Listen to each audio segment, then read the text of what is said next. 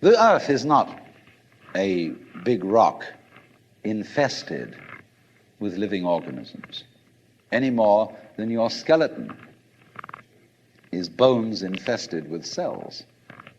The earth is geological, yes, but this geological entity grows people, and our existence on the earth is a symptom of the solar system and its balances, as much as the solar system in turn is a symptom of our galaxy, and our galaxy in its turn is a symptom of the whole company of galaxies. Goodness only knows what that's in. But you see, when as a scientist you describe the behavior of a living organism, you try to say what a person does. It's the only way in which you can describe what a person is. Describe what they do. Then you find out that in making this description, you cannot confine yourself to what happens inside the skin.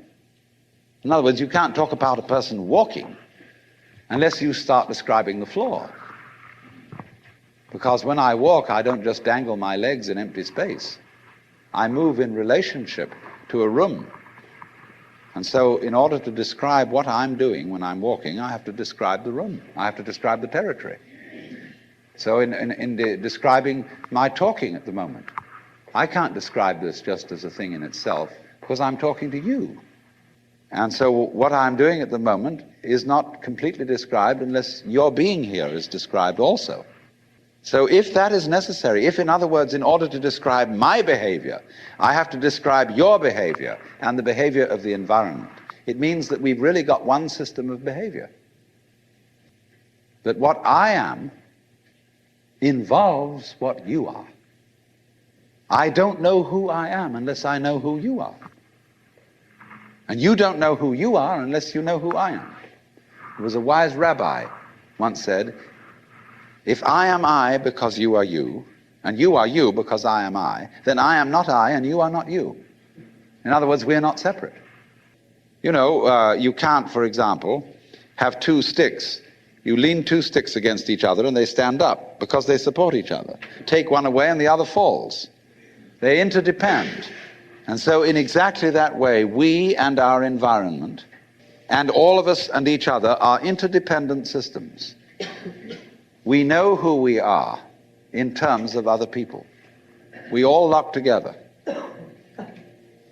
And this is, again and again, the serious scientific description of how things happen. And any good scientist knows, therefore, that what you call the external world is as much you as your own body. Just, for example, as a whirlpool in water, you could say, because you have a skin, you have a definite shape, you have a definite form. All right? Here is a flow of water, and it does a whirlpool. And then it goes on. The whirlpool is a definite form, but no water stays put in it.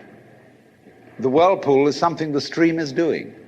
And exactly the same way, the whole universe is doing each one of us. And I see you today, and I recognize you tomorrow, just as I would recognize a whirlpool in a stream.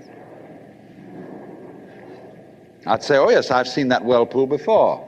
It's just near so-and-so's house on the edge of the river, and it's always there. So in the same way, when I meet you tomorrow, I recognize you, you're the same whirlpool you were yesterday. But you're moving. The whole world is moving through you. All the cosmic rays, all the food you're eating, the stream of steaks and milk and eggs and everything is just flowing right through you. When you're wiggling the same way, the world is wiggling, the stream is wiggling you. So then, let me connect this with the problem of birth and death, which puzzles people enormously, of course. Because in order to understand what the self is, you have to remember that it doesn't need to remember anything. Just like you don't need to know how you work your thyroid gland. So then, when you die, you're not going to have to put up with everlasting non-existence, because that's not an experience. You see, you can't have an experience of nothing. Nature abhors a vacuum. So after you're dead, the only thing that can happen is the same experience or the same sort of experience as when you were born. In other words, we all know very well that after people die, other people are born. And they're all you. Only you can only experience it one at a time. Everybody is I. You all know you are you. And wheresoever beings exist throughout all galaxies, it doesn't make any difference. You are all of them. And when they come into being, that's you coming into being. You know that very well. Only you don't have to remember the past. In the same way, you don't have to think about how you work your thyroid gland or whatever else it is in your organism. All this thing functioning together. Even those corpuscles and creatures that are fighting each other in the bloodstream and eating each other up. If they weren't doing that, you wouldn't be healthy. So what is discord at one level of your being is harmony at a higher level.